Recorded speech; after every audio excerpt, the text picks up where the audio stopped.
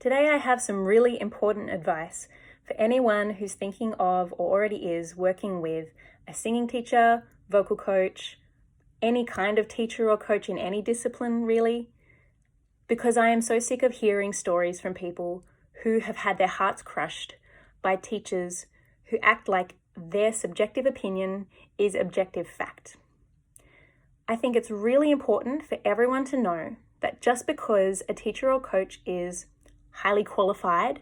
has X number of years of experience, has worked with a lot of people, including famous people, or has an impressive sounding performance resume, that doesn't mean they're always right.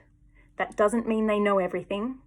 That doesn't mean that you have to agree with their feedback or analysis.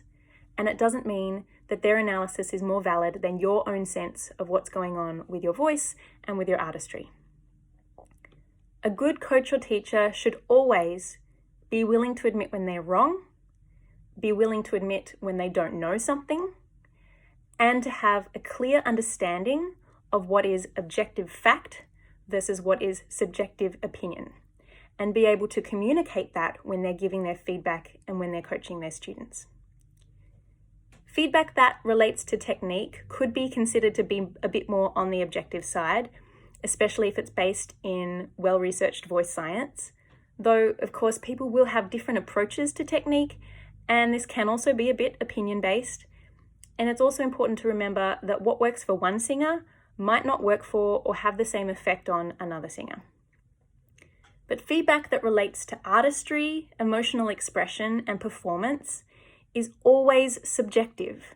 because what one person feels as a singer or as a listener in response to a performance may be totally different to what someone else feels, and this can be affected by such a complex variety of factors. If a teacher or coach tells you, for example, that they weren't feeling your emotional expression in a performance, that is their subjective experience. If you are requesting feedback from them, if they can give you some clear suggestions on other ways you might like to try approaching the material, and you find those suggestions helpful, then great. But if they're delivering a value judgment like good or bad with nothing supportive to offer,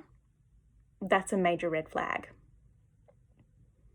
At the end of the day, if any teacher or coach is stating or acting like everything they say is objective fact, absolutely right and not to be questioned, my advice is find someone else to work with, because they are probably much more interested in their own ego than your growth and learning experience.